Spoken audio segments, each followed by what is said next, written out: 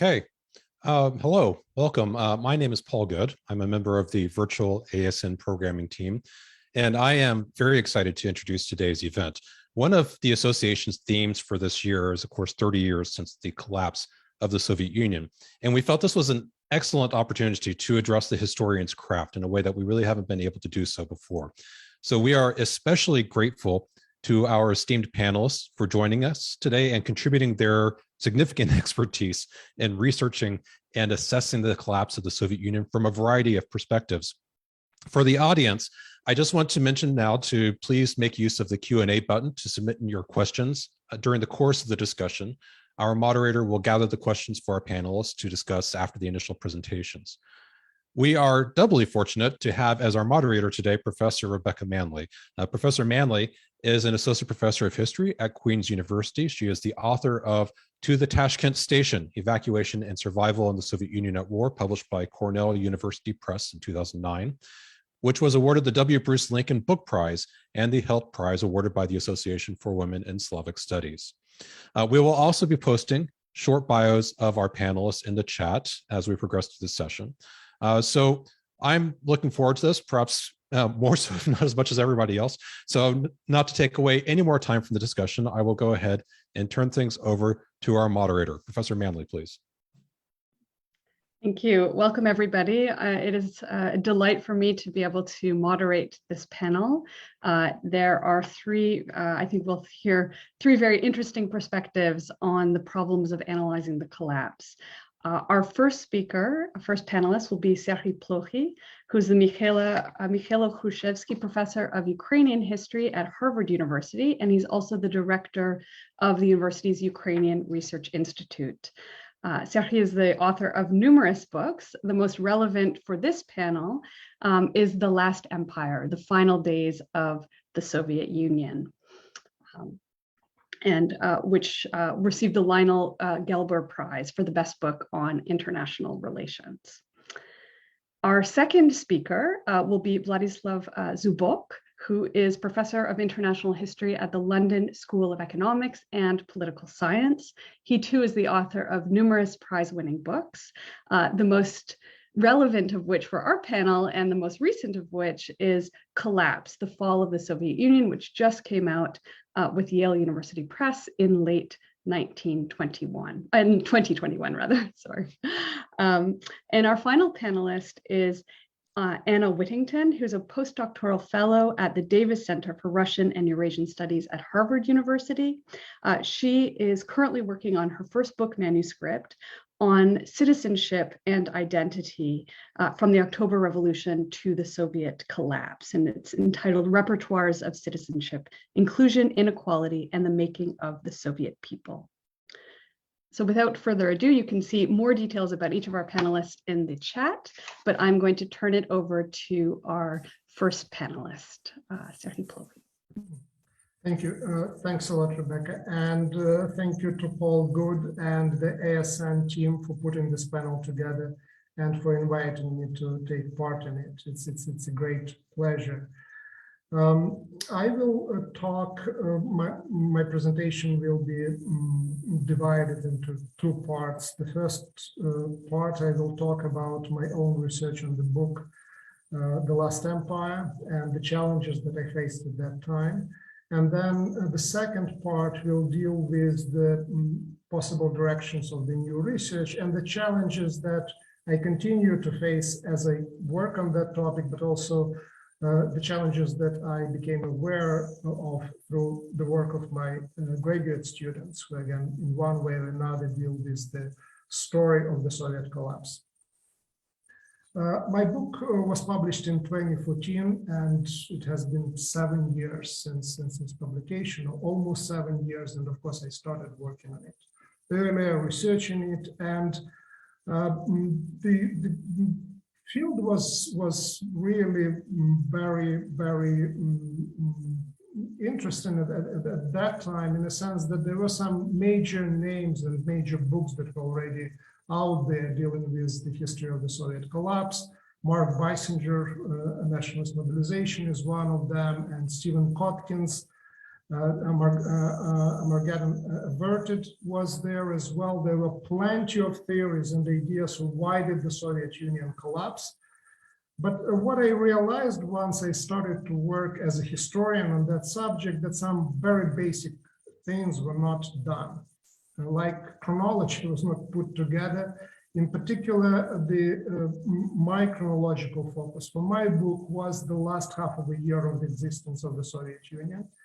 And I discovered that there was nothing, virtually nothing, dealing with the history of the Soviet collapse between the August coup, August 1991, and December 1991, the dissolution of the Soviet Union. So plenty of memoirs, a lot of theories, but no work by a historian focusing on that period, on that time. So the narrative was basically that there is the coup, the Communist Party has been suspended in Russia, banned in other parts of the Soviet Union, and that's basically it. The rest came automatically. There was nothing to study, nothing to research. So I ended up putting together just chronology of what was happening in September, what was happening in October, November, and December of 1991. And that is an indication of what state the field was at that time. Compare that to the numerous studies on the history of the Russian Revolution, for example, where it's almost every day, every week has been studied, documented, debated, and discussed. 7 years or 10 years from now, there was no chronology put in place dealing with the final months of existence of the Soviet Union. So someone had to do that. And that was done, at least the first attempt, but that means that there is a lot things to be done on the history of the end of the Soviet Union. We are really at the start. We are really at the very beginning of that process. Conceptualization, of course, was another issue which was done very much without consulting much of the sources. So there are numerous interpretations of what happened, but the dominant looks like it was the collapse, first of all, ideological collapse, the implosion. And once the Communist Party was gone, then certainly the Soviet Union had to fall apart, which is, at least from my perspective, was a questionable proposition, given that it wasn't the Communist Party really that was the main player behind the failed coup. It was KGB, it was military, it was the militia or police. So basically the Siloviki were there trying to save the Soviet Union. The party was by that time very much outmaneuvered, out of power by Gorbachev. Another thing that I was trying to work against was this really fragmentation of not just of the post-Soviet space, but also the late Soviet history, fragmentation into the republics. And you see that when people were talking, with the exception maybe of Bissinger, talking about the Soviet collapse in Russia or in the US, but focus was on Moscow and Russia, and really that clash between Gorbachev and Yeltsin, which were an important part of the story, but was not the entire story. The Ukrainian side that was better known for me, mostly historians in Ukraine were looking at that, and they were looking at in really isolation into what was happening in Kyiv or what was happening in Ukraine. So it's not just the Soviet Union collapse, but the entire framework that it seems to me the most productive in looking at the Soviet Union demise collapsed as well and was fragmented. So it was important to somehow bring together or try to start bringing together these different stories and trying to position them one versus another. Another big or relatively big body of historiography that dealt with the history of the Soviet collapse was the history of the end of the Cold War and historiography of the end of the Cold War. How it was related, it wasn't entirely clear. The dominant narrative, at least when it goes outside of the Soviet field per se, was the idea that, of course, the Soviet Union, the United States really was a major contributing factor to what happened there. The big question was only whether it was Reagan or George H.W. Bush who did that. The idea that was viewed as completely ridiculous and irrelevant, but by anyone who was studying the late Soviet history, and as ridiculous idea not being engaged at all and left outside. So again, we see this fragmentation of the field and the way how the collapse was studied. Another issue that I had to deal at that time, and the situation seems to me is improving quite dramatically. That's a scarcity, relative scarcity of sources, in particular archival sources. So what I worked with when it comes to the American sources or to the Russian sources were mostly either it was Bush's presidential library. I couldn't get access, and it seems to me it's still not there, to the materials of the State Department, but I could work with the private papers of Jim Baker. And in Moscow, again, at that time, the main source was the kind of semi-private Gorbachev Foundation. The situation was better in Ukraine, given the openness of the Ukrainian archives, which was already the fact back then, including at that time partial opening of the KGB archive, not to a degree that it happened after 2015. But again, mostly I had to rely on the documents, not on the government institution. Those were government documents, but they were not in, strictly speaking, government collections. Now, what happened after 2014, after publication of my book? A lot of good things happened. And again, I want to really highlight the book by Chris Miller on economy. The economic issues became debated and discussed in much detail. Vlad Zubok's book, and we'll hear from Vlad in a few minutes. Again, that's the chronological frame is much broader than what I was trying to deal with. Again, 1980s is now part of the story. Research done in the republics, and that's a big change. Now, where I see the new frontiers, and they're numerous, so I will focus just on a very few of them, those that seem to be the most obvious to me. One of them is that we are just starting to write the Soviet history as a history of the Soviet Union as multi-ethnic state. And this is true also for the history of the Soviet collapse. It's one thing to go and work in Moscow, visit Central Archives and try to write the history of the Soviet Union that would not include just Russia. But it's a different story going also to the local or Republican archives and trying to piece together that story, that narrative, ask important questions that could be answered looking at the sources coming from different perspectives. And today that means that it's not enough just to know Russian.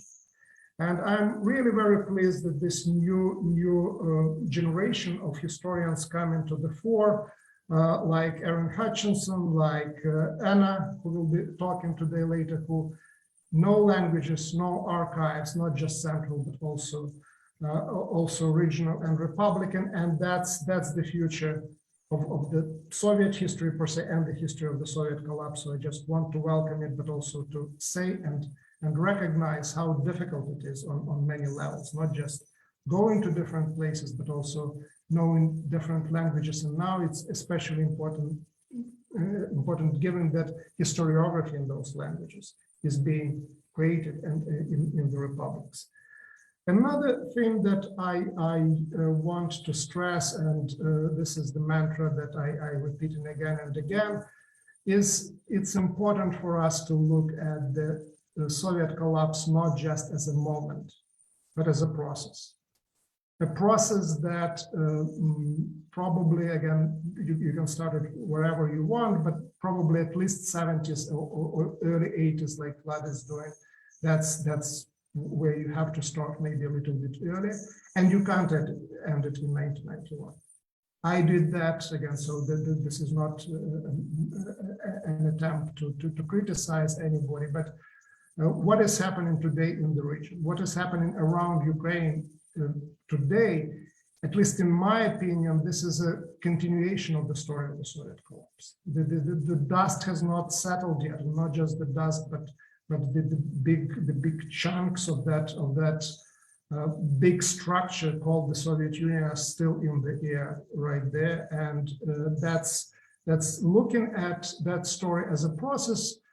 Again, adds complexity, of course, complexity, including when it comes to the work of historians. And I know that firsthand, supervising a number of doctoral dissertations where my students brave enough choosing topics that cross the 1991 this threshold, the dividing line. And you face a very different situation in terms of the sources when you deal with the late Soviet period. They're available and become more and more available. And then already early 90s and mid 90s, that becomes extremely difficult to get those sources. In the United States, Mary Soroti is doing exceptional work when it comes to international history by applying to declassify one source at a time, one after another. But again, that's again not possible in many cases when it comes to Soviet space or post-Soviet space. So there is a challenge, and how you develop the argument, how you write that work is this very different kind of sources when the archival sources become, if not completely unavailable, then difficult to get to in the 1990s, and the closer to our days, the more difficult it is to get them. One more maybe thing that I wanted to conclude with is that basically I want to conclude where I started, that we are at the very beginning of the process of writing history of the end of the Soviet Union, and the field is growing, and will be growing in the future as well. And important part of that story, it seems to me, is the international context of the collapse of the Soviet Union. I became really appreciative of that perspective, despite the fact that I was trying to bring as much American actors into the story of the collapse in my own book. But now I'm working on a project dealing with Chernobyl, and work with the archives of the International Atomic Energy Association. And I look at how the United Nations and its institutions and international bureaucracy, how it deals with the Soviet collapse, and what a shock it is for them, what message creates for them in terms of their bureaucracy, in terms of how they react, how they deal to the news coming from the Soviet Union, when they allied themselves with the central administration, and now there are republics, everyone is in revolt. They ended up to be from heroes who were building bridges with the Soviet Union, now into the organization that allied itself with the central government. So again, that's my most recent research, and for me it just stresses also the importance of this international factor in all that story. So thank you very much for your attention. Thank you very much for this talk, and I will remind people that you can post your questions in the Q&A. We'll take them at the end. I'd like to turn it over now to Vladislav Zubok for the second panel presentation. Thank you, Rebecca. Thank you, Paul, for putting it all together. I know how much time and effort it requires. Well, when I began to work on my book, I had some great advantages and one disadvantage. The great advantage was that I began to think about the Soviet collapse practically since the moment I watched it myself as a witness. And I was involved in various oral history projects and came to know quite a number of participants of that process on top level, beginning with Mikhail Gorbachev. I couldn't meet Yeltsin, but I met some of Yeltsin's advisors. And certainly I was closer myself to Gorbachev, the Gorbachev Foundation and the people there, some remarkable individuals. So that was my advantage, as well as my participation in various transnational Cold War related conferences and projects. So I thought I was very well equipped. My disadvantage was that Serhiy Plokhy published a book about the last days of the Soviet Union in 2014, which posed the question for me, what kind of book I should write then, if he closed the chapter, so to say, on the Soviet collapse. And this way I went a little bit further to the 80s, and I said to myself, well, let's investigate the story more and let's try to find more about the story. And I did find a lot.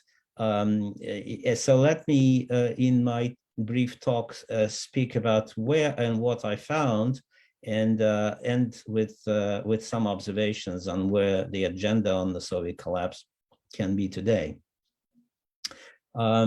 Well, I was lucky to begin actually in the United States of America and not in Russia.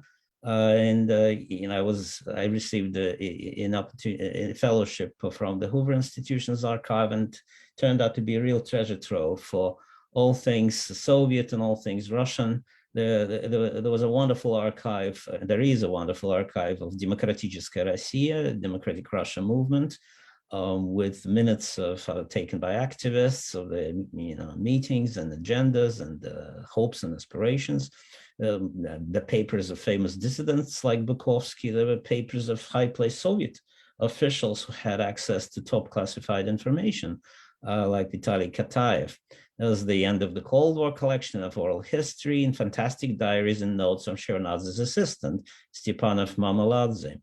One of the best diaries, somewhere close to Chernyaev's diaries. Chernayev was Gorbachev foreign policy assistant, of course.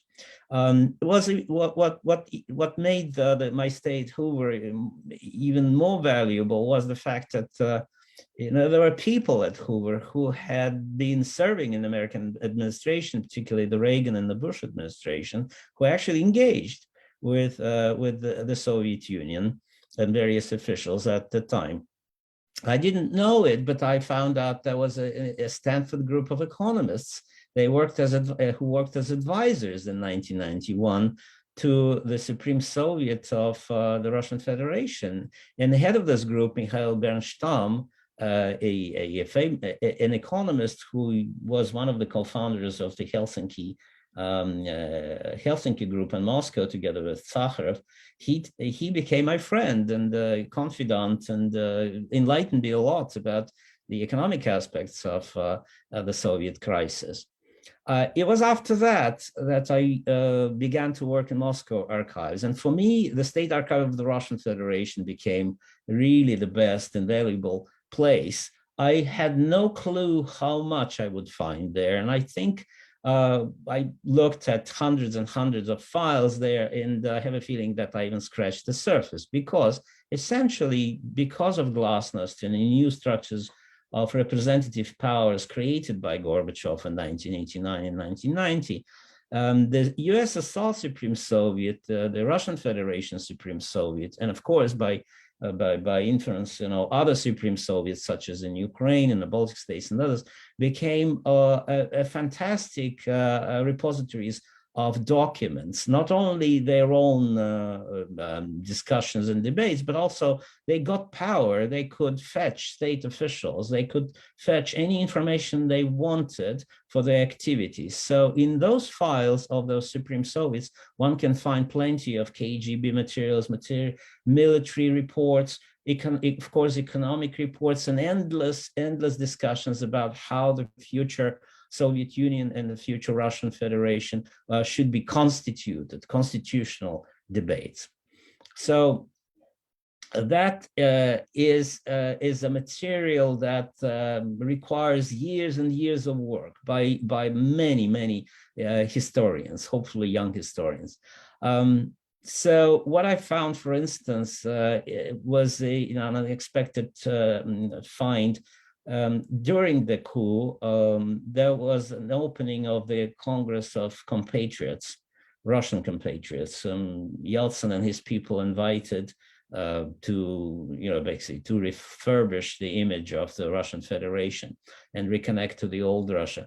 And, all these people, hundreds of them, and Moscow-based intellectuals and journalists, happened to be there where everything was recorded.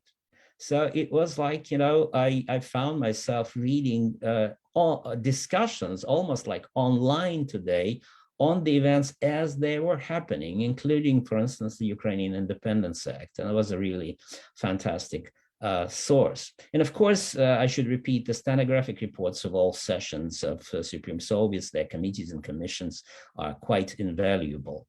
Towards the end, I went also to Russian Archive of Contemporary History, Rugani, where the Andropov collection and the Gorbachev collections were located. And they're not totally declassified, but a large portion of them are declassified. So too late for my book, but I found, quite an interesting source, Andropov's book of Journal of Visitors, where, it was interesting whom he saw most during his very short tenure. And that confirmed my idea that Andropov was already meeting mostly people about economy and economic reforms. Then came COVID. And I couldn't spend much time in the archives, but then it was so invaluable for me were the Yeltsin Foundation archive that was totally electronic, and they have hardworking staff that puts in somewhat haphazard but chronological order all kinds of documents online, so they can be reached from your study wherever it is. And the resources of the Gaidar Institute and that sort of also electronic, and people go to various archives that I couldn't see, for instance, the archives of Russian Federation, economic archives of the Russian Federation and others, and they put them online as well. Of course, I used the Western side. British archives, by the way, are open with diplomatic messages back and forth in those years, 1990, 91, with some valuable observations. I was fortunate, though, to have an unpublished diary of the British ambassador in Moscow at the time, Sir Roderick Braithwaite, and the Bush archives as well. Should also mention fantastic oral history collections, and deep thanks to all of those who had done this valuable work, because many participants, high placed especially participants of those events, are either dead or no longer capable of recalling what happened there. For instance, in the Ukrainian collection of oral sources that I found thanks to Sergei's work, there was a fantastic interview of Vitaly Portnikov with Galina Starovoytova, a very important advisor to Yeltsin. And from that interview, I found many details that I didn't know about the negotiations between Ukraine and Russia, and how Yeltsin made up his mind to recognize Ukrainian independence. Are there big smoking guns that are still missing? Sure enough, I just mentioned two Sergei would appreciate, because he dealt with those things.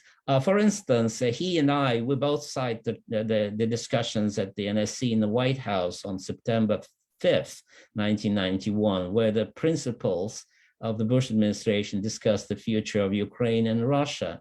So, of course, there he quoted from the Bush and Scowcroft memoirs, and I was forced to do the same. But I did every possible trick trying to get the transcripts. Contacted librarians, contacted the Scowcroft Foundation, Dennis Ross, people who worked with Baker. Nope, it's still classified. And it's interesting why. I expected at the pace that they began to declassify, just as Sergei did his work, they would finish with this declassification. Yet, just about 2014, for some reason, the classification stopped.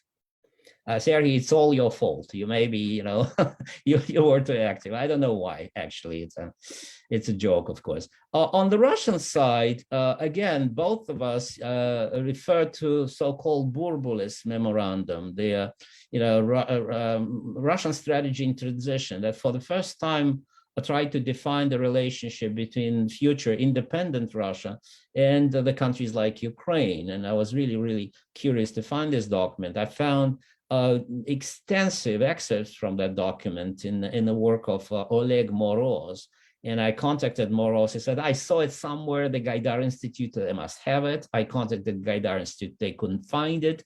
Then I went to Burbulis and said, hey, do you have a copy of this memorandum? Every time I raised this explicitly, Burbulis turned silent. So I never got this memorandum.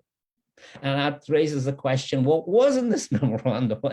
For what reason it's still not available in the public domain? So that was really frustrating.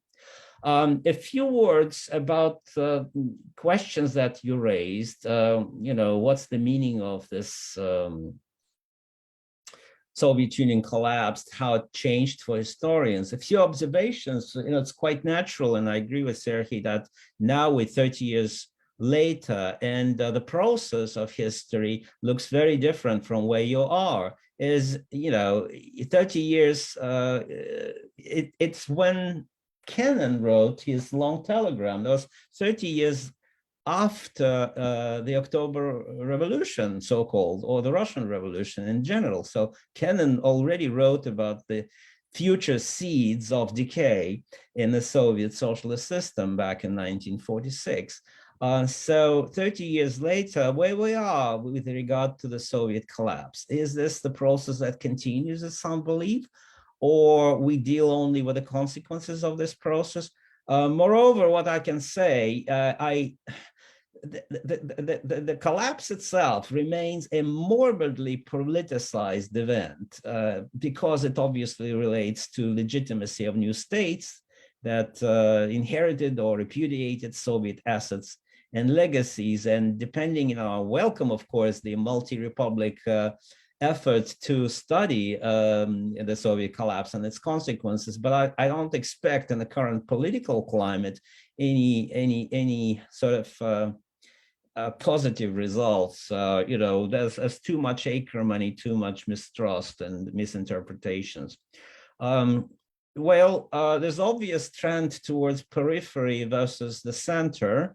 Of course, in my own book, I did just the opposite, and it's exactly because what Sergei laid out so well. I found that you need to create the narrative before you go to other stories from that central narrative, and I found the existing narrative absent or fundamentally deficient, not only for the last half a year of the Soviet Union, but I would say even previous years, because there's so much written in the West about Gorbachev as a good person whom did this, did that, ended with a Nobel Prize, but that's the story that's a sort of masked other. It was the tip of the iceberg, essentially, using that banal comparison. So much beneath it. So I decided to essentially to rewrite the central story. And, people may like it, people may dislike it, but that's what my book is about. And so hopefully any future historians of, let's say, the Baltic, Ukraine, Central Asia, whatever, who will deal with the tasks of, describing what happened there, will at least mention my book and will polemicize with it in various ways. Of course, Sergei's book as well. Actors in my book, I expanded the number of actors. I had the Gorbachev's team, I had Yeltsin's team, and those people were most familiar to me. But I found, to my excitement, there's so many other people who, that was the time of incredible activity, action, and excitement all over the Soviet Union. And so, for instance, even without decentering my story, I found people who were not central in the previous narratives. For instance, all kinds of economists, not only serious economists, but quack economists, those bizarre competition to write the best possible program of transition for the Soviet Union and then democratic Russia. But then this is a story of democratic Russia as a movement with all kinds of fascinating characters there who, basically played internationalists and supported the independence of Ukraine, Baltic republics, anyone, and believed that the right-wing Republicans in the United States were the best friends of the Russian people. So that's a fascinating revolutionary story for me that probably requires more even independent treatment. And in this way, I pass quickly to the second and the third question.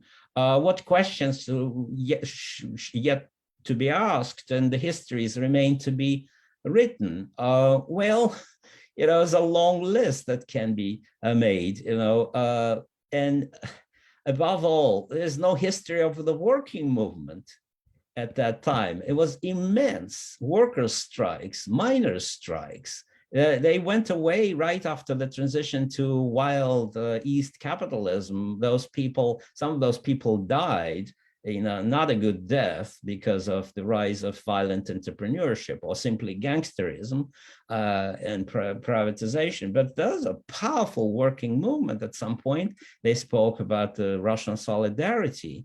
Or Soviet solidarity. Of course, there's a history of the Caucasus that needs to be written, in Georgia that started very early, an explosion of violence and nationalism in Georgia that requires a good historian, and there's so much material about it. So many things were destroyed as well, but many were preserved. Personally, I was attracted to the question of defenders of the good order. When you have old order, when you have a revolution, the temptation is to write about revolutionaries, the good guys. Then much was written, for instance, ending with Gaidar and his role in Russian reforms and so on and so forth.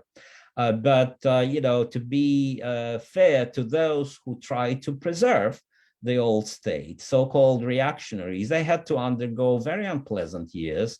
They were not popular at all, and they stuck with their principles. So in a sense, the history of Russian and Soviet conservatism and reactionaries should be written.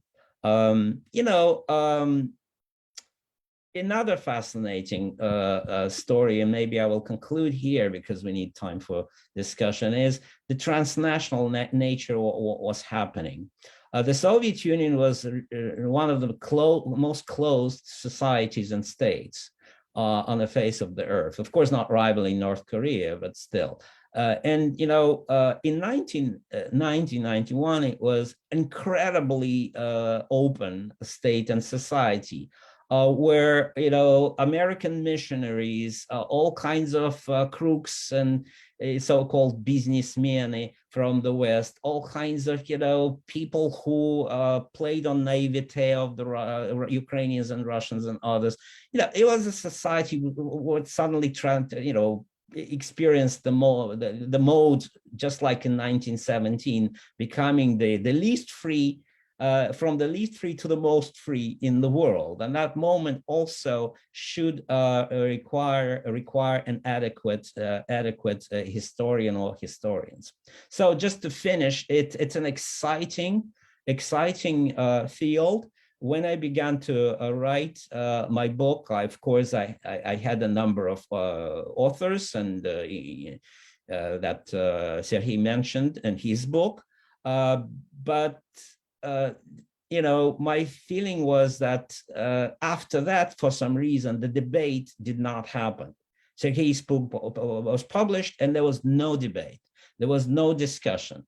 The field did not reactivate. And my book, in part, is a response to this moribund nature of the field. Why there's no discussion? There should be discussion.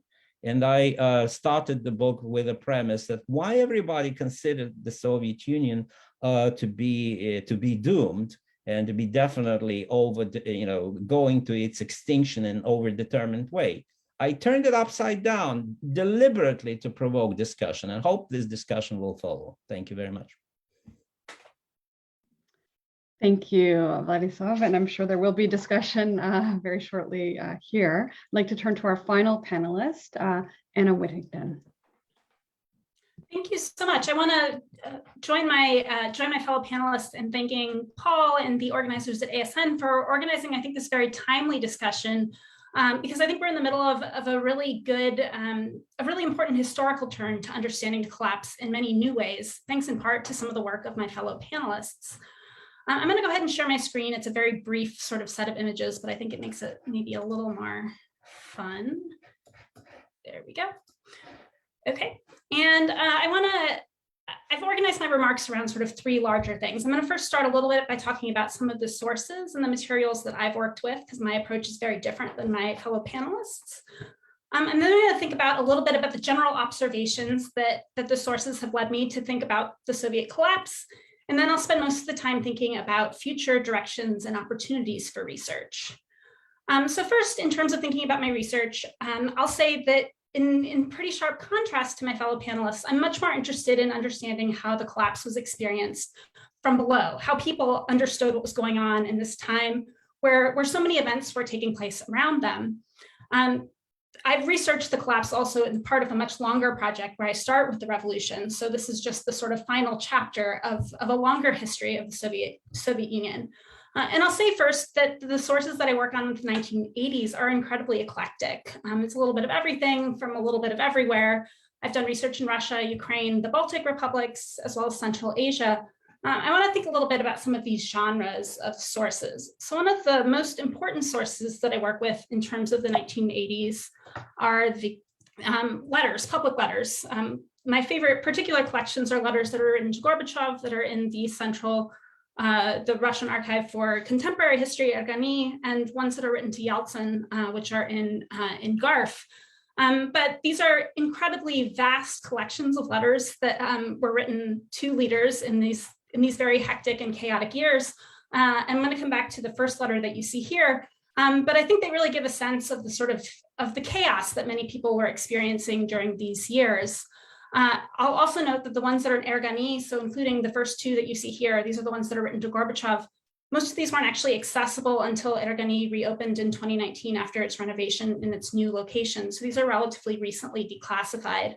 And I just will say again, the scope of these letters, I'll come back to this later, is just enormous. There are also letters that I've worked with outside of Moscow, but a little bit more haphazardly. But I think letters really provide a really important perspective of how people were making sense of what was happening in this late Soviet period.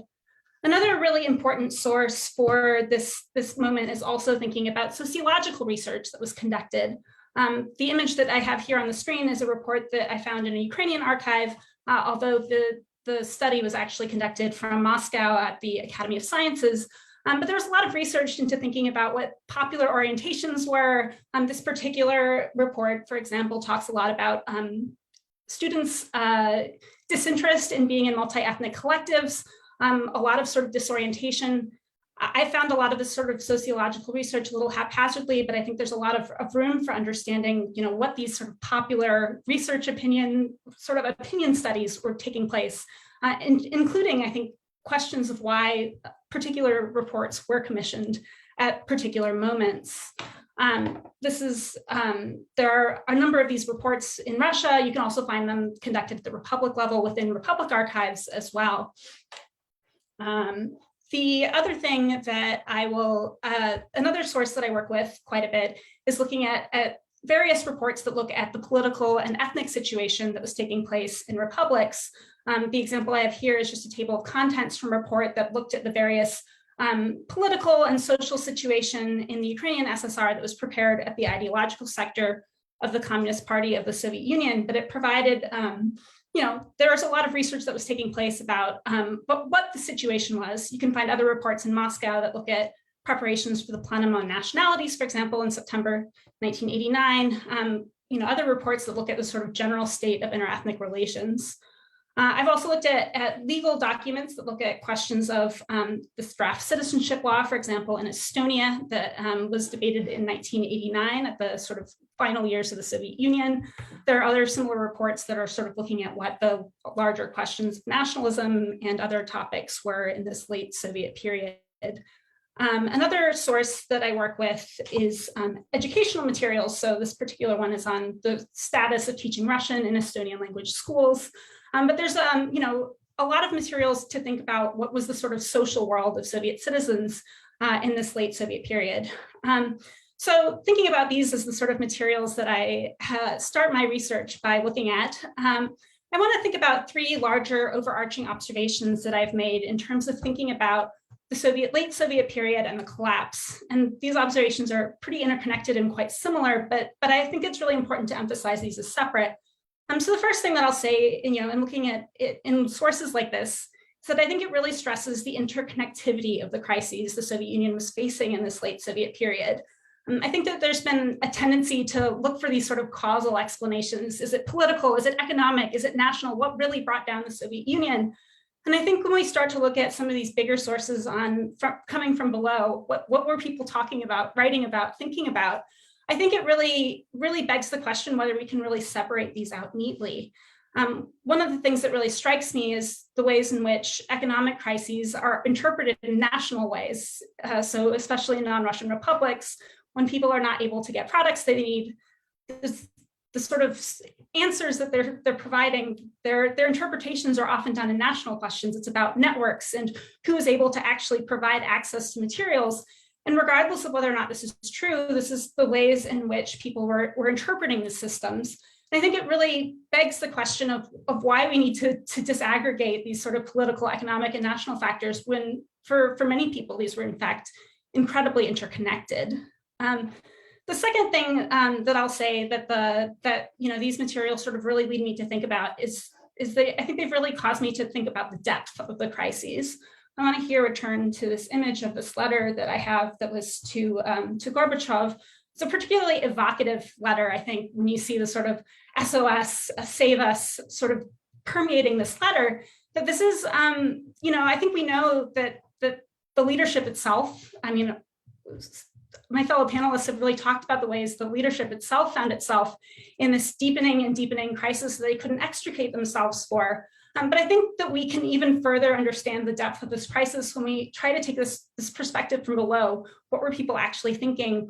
What options did people still feel like they had? I'm really influenced here thinking about Mark Steinberg's work on late imperial Russia, where he talks about the sort of collective social melancholia that gripped the late Tsarist empire. And I think when you look especially at these letters, you really get a sense of the social crisis that's taking place, sort of collective anxiety. One that actually, in fact, you can read even in, Zubok's book, starts by talking about his own anxiety about this moment. I think when we start appreciating this, I think we really get the sense that individuals feel a profound sense of crisis and uncertainty about what's coming out, what the future holds for their lives. And I think that's a really important perspective in understanding yet another aspect of how that shaped and limited the options for leaders in Moscow and in republics. The last thing I want to say here in terms of my third thing is thinking about the ways in which crises were escalating simultaneously and happening at the same time all over the place. I'm really reminded here by Beissinger's notion here of thickened history. The 1980s was a very eventful time. When you look at letters, and I've looked at about 1,000 of these letters, particularly on the national question, you really get a sense of the ways that citizens themselves have a heightened awareness of what's happening everywhere. So even people in places where people lived in relative calm, in places where they didn't think violence would necessarily happen where they were, didn't expect it to, at least, that they're actually very concerned about becoming the next Karabakh or the next Fergana. And I think it gives you a sense that sort of the problems anywhere were problems everywhere. There isn't just a clear delineation of these were the isolated incidents where problems took place, but rather that people were observing problems across the country and wondering what that meant for the future of their own communities. I think another example for thinking about that in terms of simultaneity is thinking, and I'll say, yeah, well, I'll skip that for now, but thinking about language laws in this late Soviet period, that these were sort of in 1989 simultaneously being passed across the Soviet Union, creating a sense of crisis for many people who did not agree with this, with the content of these language laws. I don't want to suggest that language laws were a catastrophe, but I do want to suggest that many people saw them as such. And that is, I think a big part of the puzzle of understanding what was taking place at this very eventful moment in Soviet history. I think when we take a wide angle, you can see that so many of these incidents were at work simultaneously. And it's really a lot to imagine how people were making sense of this at the time within the Soviet Union.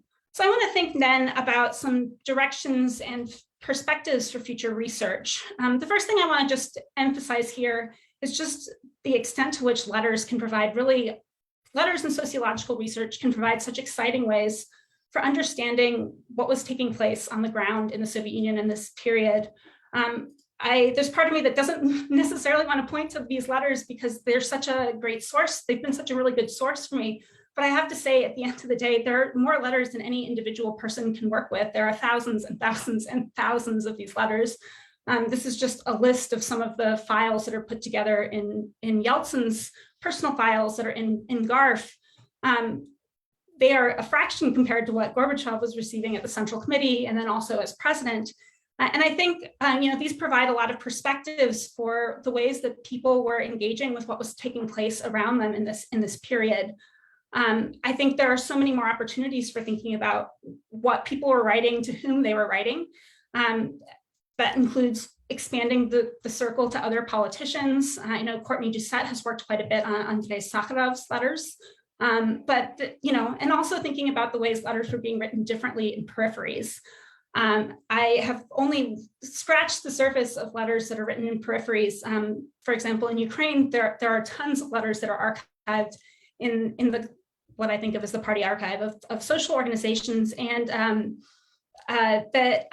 they aren't organized thematically, so it just takes a long time to sort of get a sense of what's there. But I think that this provides a real opportunity for thinking about how people understood what was taking place around them. I think this also extends to looking more into sociological research and opinion polling that was really taking off in this Soviet period. And I really like these sources because I think these are created at the time that provide a sense of what people were saying at the time that can be a nice counterpoint to what we see when we do it in terms of oral histories and these memories that are so colored by what has happened since the collapse. The other area of direction that I think is really productive for thinking about the collapse here, I'll echo what Sidhi and Vladislav have said, is thinking about peripheries. The research conditions are really good in former Soviet republics at this point. And I found it incredibly efficient to be able to work, for a few days in archives in the Baltic region, for example, in Lithuania and Latvia and Estonia, and how much I can get done in just a few days versus what takes me a much longer period of research in Russia. I really think, for those of us who have US passports or European passports, there are so many places that we can actually research without visas in the former Soviet Union. And I think this should really inspire us to think about the collapse as it was experienced outside Moscow and outside Russia in particular. I think this really, there's just so much more to be done, especially not just in these republics that were more eager to leave the Soviet Union, but the ones that we often see as more reluctant. For example, Central Asia. I would love to see so much more work done on how citizens in Central Asia were making sense of these changing circumstances. Letters will show the ways in which people were responding to crises. For example, in 1986, after events in Kazakhstan, the Zholtuksan uprising. I think that there's a lot of gray zone and really interesting materials to be done where people are really coming to terms with the limited options that they had. I'll say here too, I want to re-echo what he said about the importance of working in non-Russian languages, particularly as we move into the late Soviet period and the post-Soviet period when so much mobilization is taking place outside of the Russian language.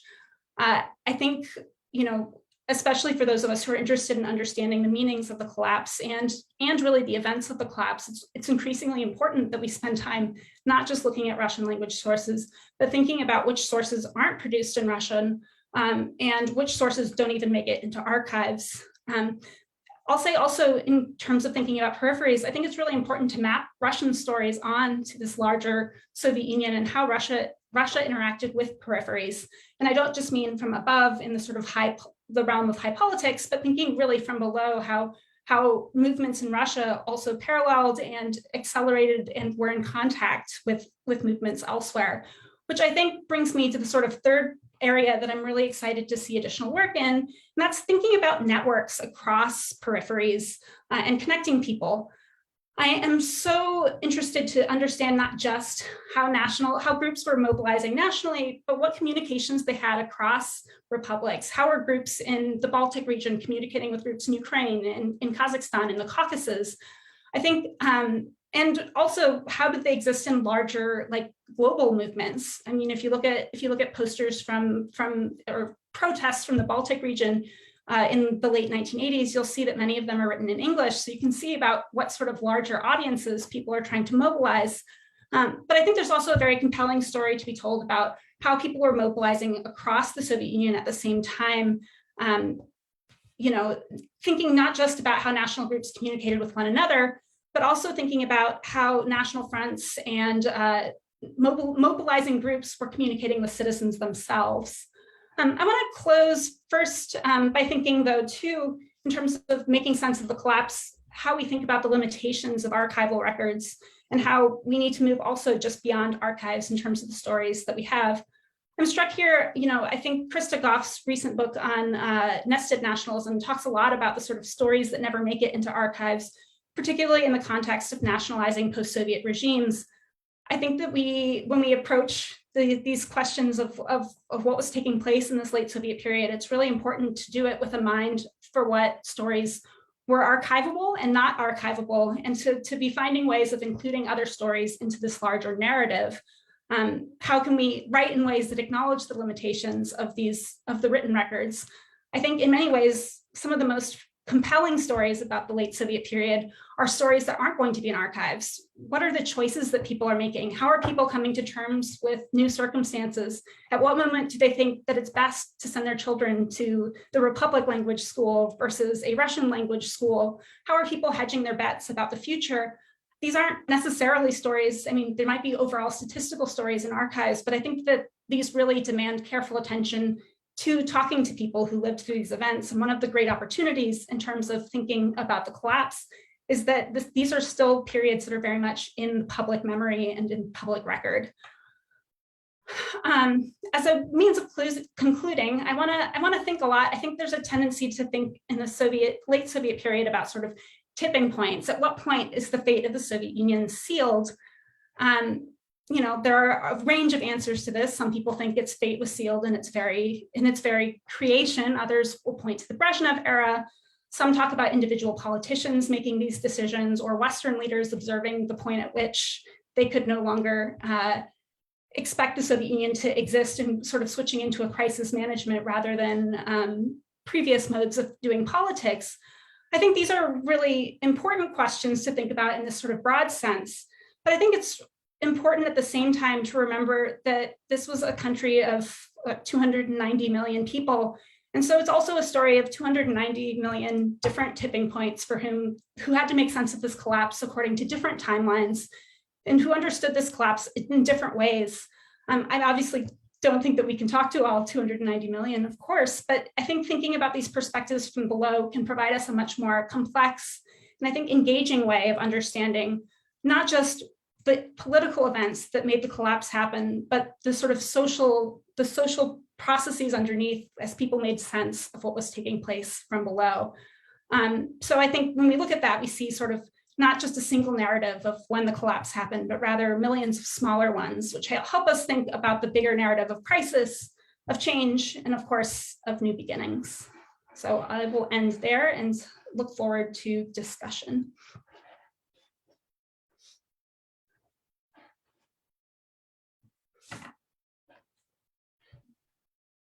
Thank you. Anna, if you could stop your screen sharing. Terrific, thank you. Thank you to all of our panelists for these wonderful and very rich presentations. The Q&A is open and already active. So I will start by posing a question from Louis Siegelbaum. And this is a question for all of you. It's a comment and observation for all of our panelists. He expresses appreciation. I much appreciate the presentations by Professors Plochy and Zubok, but notes that they're almost entirely views from above. Professor Zubok's cursory reference to the workers' movement notwithstanding, he notes a slight inaccuracy in that as the miners' movement in Donbass continued quite a number of years after 1991, directed at the Ukrainian government. I applaud Anna Whittingham for her attention to the letters throughout the USSR that reveal not only experiential dimension of fear, but also their reflection of the disillusionment with and dissolution of what in Soviet times was inculcated as internationalism. And the question is, would any of you care to comment on this question of the perspective that we take? Yeah, I can say a few things about the perspective from below and from above. The judgment about, that sources can be divided into elite and non-elite. I think it's not entirely true. For instance, I was a participant of those events. The fact that I was in Moscow made me what? Elite, central? Above? No, I was below. I was in those crowds that marched with all kinds of slogans, down with Gorbachev, Yeltsin, Yeltsin, Yeltsin, democracy, freedom to the Balts. I participated. I set up, free discussion circles in one of the regions of Moscow, discussing the so-called blank spots of history. Was I a below actor? I belong to the elite institutes of the Academy of Science, and yet I took an initiative totally on my own. So it's impossible, I think, to divide. When I spoke about miners, I know next to nothing about Donbass, except Gorbachev kept raising the issue of Donbass when he opposed the immediate separation of Ukraine, arguing that what are you going to do with Donbass? And these miners will tear you to bits and pieces because they will be left without Russian wood and maybe Russian gas and oil and that kind of stuff. And Kravchuk dismissed that. So many questions to answer. And I also applaud Anna. And I should say that I've seen so many of those letters, whole files of letters to Gorbachev, to Ryzhkov, the head of the government, to all kinds of ministers. It's a treasure trove. It's a huge, huge number of those personal documents, some kind of quirky proposals, what to do with the economy. They're also interesting. People had an understanding what can make this economy work. They all hated the bosses. Of course, there was a strong element of populism. At the same time, they wanted Gorbachev to become the czar. And that later on, they wanted Yeltsin to become the czar. So it's a rich textual story of social moods, social panics, social whatnot, fear to be written for those years. And there are real documents about it. On Central Asia, I just want to mention briefly my former graduate student, Isaac Scarborough, who is about to publish a book with Cornell called The Violent End of the Soviet Union, challenging one of the tropes of the previous historiography that was a peaceful collapse. And he focused on the sources in Tajikistan, and he speaks Tajiki, Turkmen, and Kazakh. So, there will be more works like this that will, appear, and I applaud them as well. Maybe I'll jump in. In terms of above, Yes, yes, this is absolutely a correct assessment of what, for example, my book mostly does. I am not prepared to apologize for that. And the point is, I will build a little bit on what Vlad said before, that we are at the stage, very early stage of the research in the topic, that we have to establish the basic chronology and the basic stages against which, or where others can plug in research coming from either regions or particular perspectives. And that very basic work, it's 30 years past, that basic work has not been done yet. It has to be done. We can't just skip that stage in the development of historiography. So first, assessment is correct. Second, I think this is a necessary stage that we are dealing with. In terms of the Donbas workers and Donbas movement, yes, again, absolutely correct. I agree with that. I would say that corresponds to what I was talking about, in particular my war, is about how you study these processes that really begin in the late Soviet period and then cross the 1991 line and continue after that, given that the source base is quite different.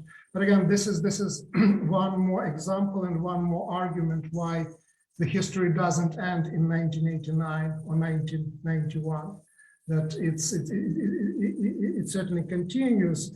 And one thing that I didn't mention, because it's it's not the book that I discussed, The Last Empire, but in my research in Chernobyl, I'm trying to bring the environmental movement, which is, again, another important part of the story. I focus on nuclear, again, linking Chernobyl with the end of the Soviet Union, this moment of mobilization against the center. But the movement, ecological in broader sense, not just anti-nuclear, that was an important part of the story. And again, one additional angle or additional theme, additional topic that already got some treatment. There was a book, very good book published on eco-nationalism. But again, there is much, much more to research.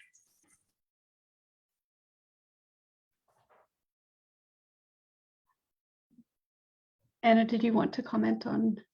I think there are so many questions here, and I think my remarks so spoke on them. I think maybe it's better to go to the question, although I will just say that I really do, I take seriously Vladislav's point about the distinction between elite and non-elite is actually a very messy one. In some version of my bullet points, I have some comment to remember that, Soviet leaders are citizens too, and they're experiencing many of the same questions of anxiety, a fear of certainly a loss of orientation as a report on letters rights. And I think thinking beyond that binary is very important. Great, thank you. I'm going to follow up with another question in the chat that also speaks to methodology, perhaps. And this is a question from Olga Malinova, who asks if memory studies have been brought to bear upon the study of the collapse. Do you know of research projects looking at this from the perspective of memory studies? And this is a question for all panelists. So I'll let whoever wants to go first jump in. Well, first that comes to my mind, I don't know any of such studies, Olga, and maybe I'm wrong, but the simple answer why not is that these memories are not memories at all. They're alive. Their history is not dead. So instead of manufacturing new past right now, well, of course, there are attempts to do that, as we can see in various camps. But there's so many people who remember very clearly what happened. They have such passionate and often negative feelings about it that it's still, the lava is still hot.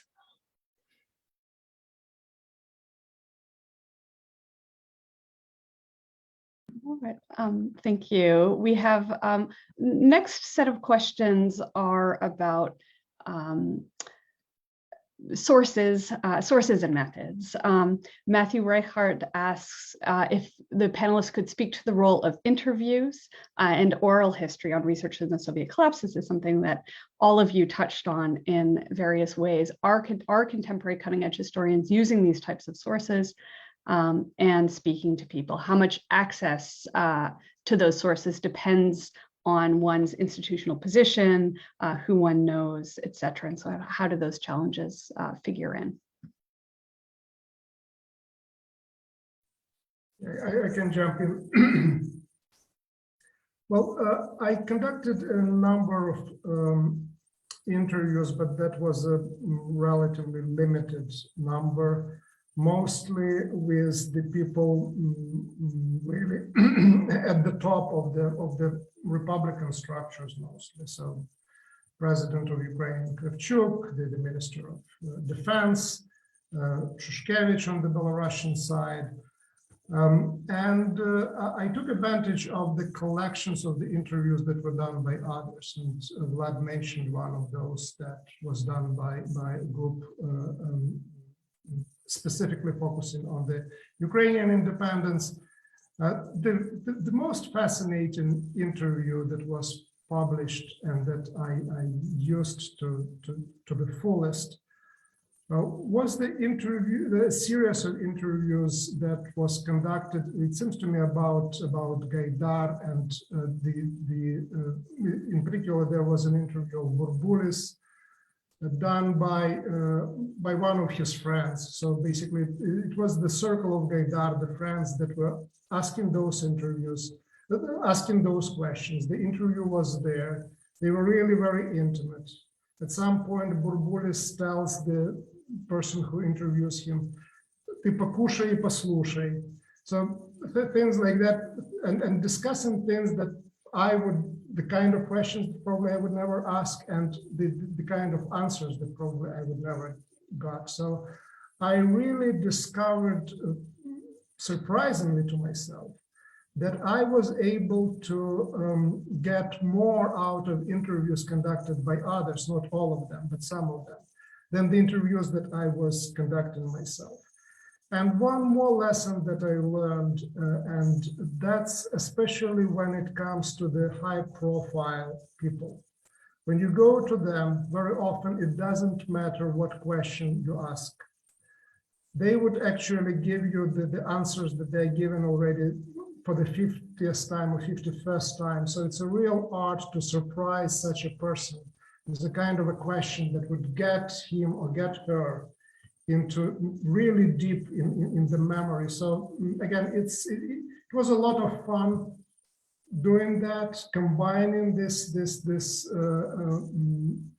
interviews and material that I was getting from interviews with the sources, confronting this different kind of sources. So I certainly loved the experience.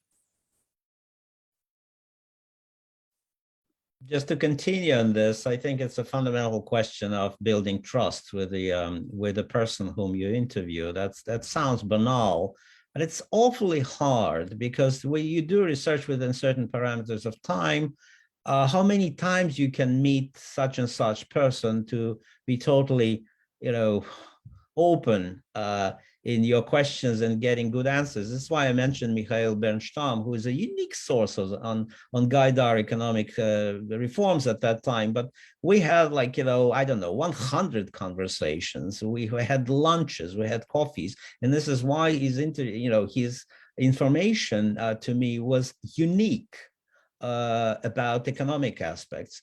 While I totally agree with Sergey, what's the point of meeting with such and such person that will give you the same kind of spiel, and you spend like weeks, if not months, of trying to get to this person. I was lucky with Burbulis. Because he was on the quarantine during pandemic. I was connected to him by his close friend. He all of a sudden began to talk. He began to talk in a very kind of intimate, remarkably confessional kind of way. He said to me, listen, with Boris Nikolaevich dead, I have to speak on his behalf as well. You know, of course, I said, oh, how nice, please, let's talk about this and that. There were remarkable 4 conversations with him that I used at length, but that was rather by fluke and circumstances. And I have to stress, I had the same feeling that I used more the interviews taken by others, including the mentioned collection by Avin and Koch, the Gaidar Revolution. This is a wonderful source, highly biased, highly passionate, almost to the extreme, and yet getting out of people what otherwise people would not have said. Great example on Foreign Minister Kozyrev, Andrei Kozyrev, whom I tried time and again to interview. He just didn't respond. He doesn't want to get interviewed, it seems to me, my conclusion. You know, because he was confronted by his friends who teased him, he gave very, very telling things, and that's all, you know, sources from above, true, but you know, at the same time, it shows them as human beings under enormous stress, enormous anxiety of what they had to do at the time, and that sort of helps to denormalize the process of what happened in those years. I'll also offer from a little different perspective of interviews. I had envisioned my original research book as comprised of a lot more interviews than I was ultimately able to do, because I did not anticipate the fact that really doing a good oral history really involves full-time work doing oral history, and I was not so easily combinable with the archival materials. I will say that there are some really innovative studies, not actually so much about the Soviet collapse, though sometimes that's taught about. I mean, I mentioned Krista Goff's work. Adrian Edgar has a book that's coming out in the next few months on interethnic marriage, which I believe has some parts that are specifically about post-Soviet experiences. Timur Dadabayev's book on identity and memory in post-Soviet Central Asia. Again, I don't think he has anything specifically on the collapse, but I think addresses this question of memory studies. Jeff Sahadeo has also written a book that's almost exclusively based on oral histories. I would personally just welcome so many more scholars to engage much more seriously with this question of what people experience. Obviously, it brings its own methodological complications, but I think especially combined with historical research, especially given just the sheer amount of archival materials that are available for this period, that it really opens up new opportunities for thinking a lot about people's emotional worlds and decision-making that people did. And I think there are plenty of people who have talked a lot about the sort of methodological approaches that are necessary in taking such approach, the sort of questions you ask. But I think this is an ongoing and very important conversation that I hope continues in the coming years. Thank you. Clearly, in the responses to the question about interviews, we have heard about the dearth of certainly interview collections, perhaps connected to the fact that there is no sort of established memory of the collapse that would generate the kind of collections from everyday people. The next question points to the challenges posed not by dearth, but by excess. And this is from Carolina De Stefano, who also works on the Soviet collapse and would like panelists to comment on how you deal with the absolutely enormous number of publications, pamphlets, press articles that were published during Perestroika, which was signaled by many of you in your presentations. Concretely, how do you, is it worth analyzing, for instance, all of the reforms put forward or all of those letters, or do we conceptualize this as sort of part of try to understand it as part of this intellectual ferment? So how do you approach that on a practical level? And that's for all of you. I mean, quickly saying, I think it's a treasure trove for future historians, because this is the pinnacle of what Kotkin used to call the Soviet civilization. He spoke about Stalin civilization, whatever, Soviet civilization, because people were, after all these years and decades, were free to discuss. They had no fear. So what was on their minds, what was in their drawers, what they had been thinking, you know, between the shifts, standing next to whatever, a tool in a factory, could be expressed and was expressed and sent to newspapers, to leaders, to their deputies, and so on and so forth. So it's a fantastic, fantastic resource, on par and much better than the Harvard project on Soviet refugees, because it's enormous. So I would start with this. Yeah, I can say again, unless Anna, you want to go next. No? It's enormous amount of material and publications, and especially if you start earlier in the 70s or 80s, and then you have this explosion. Really, I lived through that explosion of publications. There was a day job, and then there was another shift that you were coming back and you were writing, you were reading those journals, and you were reading publications, and you were picking up leaflets on the streets. Enormous explosion of some manifestation of freedom, thought, discussions, and debates in the queues, in the lines. Now, how to manage all of that? I'm sure that IT is coming to help us, or maybe to kill our methods that we have today. But I can tell you what I am doing in terms of how I manage that overload of information. The way that I approach it, I have a very specific question that I'm interested in. And either it's the issue of, let's say, the evolution of the ideas about the future of the Soviet Union or sovereignty of a particular republic, moving from autonomy to some form of confederation to full independence. So being very, very focused on what you're doing. Or the issue of, again, another example was dealing with Chernobyl. So again, I think that works relatively well for this narrow, formulated, very specific projects. But that's the only way how I found the way to deal with this numerous and very rich information. But I'm sure that there is a way also to just go beyond that. But maybe time for that going beyond is not here yet, because we don't have enough research done, published on specific themes, on specific topics. Once it is done, using that foundation, we could make another step. At least that's how I try to console myself, in the sense that, okay, I'm like a miner going through a very, very narrow corridor that I'm trying to make in that mountain of very rich information. I just want to add my own 2 cents. I think part of the way that we come to terms with it is that we don't do it alone. I think there's such a tendency, especially in the historical profession, that you carve out your own area and you're going to talk about it. But I'm struck just by the sheer amount of materials that we have, that the only way to even begin to comprehend everything that we have is to work together and to think more about it. And I would just love to see so much more work done that's beyond these individual questions,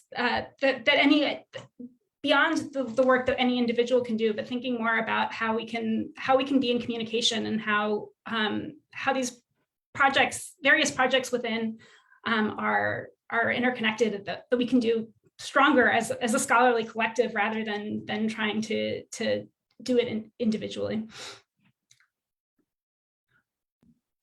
Thank you. We have another question, anonymous question, but a question also about sources. And this is about a type of source that wasn't brought up, I don't think, in any of the presentations, which are popular culture sources as a window into the post-Soviet transition. So the question notes that this sort of space of pop culture opened up substantially in this late Soviet era. How should one approach studying popular culture, and can popular culture be a potential window, especially into the sort of experience and attitudes of Soviet people?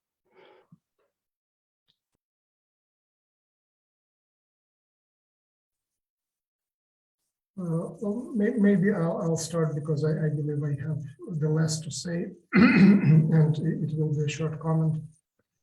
I think that it's absolutely, it is a wonderful window on what was going on with the society at that time. The phenomenon of Tsoi speaks volumes about what that era was about, and certainly without understanding that phenomenon and many other phenomena, it would be impossible to grasp the meaning, the dynamism of the change. One of my graduate students, Emma Friedlander, I hope she doesn't mind me mentioning her and her research, but she is working on the alternative religiosity at the late of the Soviet period and the beginning of the post-Soviet period. The rise of cults, the Kashpirovsky, the phenomenon of Kashpirovsky, the white brotherhood that comes after that. Again, there is a challenge in terms of sources, where you find them, how you deal with them, but that's without that kind of research, it would be difficult to understand also the level of freedom that Vlad was talking about, but the level of chaos, confusion, but also excitement about all these different opportunities which were not allowed, that were prohibited by the regime. And again, I learned that from Emma, that, and I remember certainly that was happening. The two things that you could buy on the streets were some kind of a pornography, and then there was this religiosity, alternative religiosity and spirituality. So all of that somehow was coming together, and that's without studying that, without looking at that, you really wouldn't understand the moment. And it was more than a moment. It was a moment that was packed with very important transformations. Two things to add to this. First of all, the Yeltsin Center, I think, is hyperactive to collect all kinds of information, including on pop culture. So they're building up very fast their base in various directions, and they have young and able staff of people who are open to suggestions. And that's one. Another one, of course, but we have this kind of interesting paradox that Alyosha Yurchak mapped out. Okay, you know, that young last generation, that youth. I was not young at that time when the Soviet Union collapsed. I'm older, but that youth was completely disconnected from the Soviet discourse, and they lived in their own universe, and so on and so forth. So, but at some point, let's say on the barricades of around the White House in August 1991, those two Russias met, or many Russians, or many aspects of the Soviet society met, allegedly. But then they met, and they again parted their own ways. And it's kind of fascinating how, you know, some people began just to miss the collapsing Soviet Union, but other people immediately launched into rejoicing the collapse of the Soviet Union. And that's the story of the last months of the Soviet Union. And that definitely reflected in the life of pop culture, including music, rock bands, and other people of the Tsoi generation and younger. I'm afraid we are we are near the end of our time. And so thank you. I'm sorry to those who asked questions that weren't able to be answered. Hopefully you'll have a chance to follow up on those. And I'm going to turn it over to Paul Good for closing remarks. Thank you so much, Rebecca. I just don't know what else I could add to this amazing discussion. I've learned so much, just especially as a non-historian, but as a scholar of the region. You know, the background for this panel, the inspiration for this panel came from some chatter that I saw on academic Twitter. I won't name names, but you know, the question was going around, what should I assign to my students to read about the 30th anniversary of the collapse of the Soviet Union? And the general response tended to be, well, just assign whatever was written on the 20th anniversary or the 25th anniversary. The implication being that all the questions that already been asked and answered. And I think we can see very clearly that the field is wide open. There are so many questions yet to address, so many interesting dimensions to investigate. We've only really just scratched the surface. So I am just so grateful to our guests Professors Blachy, Zubak, and Whittington, and especially to our moderator, Professor Manley, for sharing your insights and your inspiration. I also want to thank our audience for sticking with us, for raising engaging questions, moving the discussion forward. And also, I think it's important to point out, really demonstrating that this is a discussion that's meaningful, not just for historians, but for an interdisciplinary audience. I also would like to remind everyone to please feel free to join our next virtual ASN event, which will be on the topic of Russian geopolitics today. That will be held on March 3rd, and keep an eye out on ASN's Facebook and Twitter pages for details for this and other upcoming events. So with that, I will bring things to a close, but thank you again to the panelists, moderator, and audience, and we hope to see you again in future events.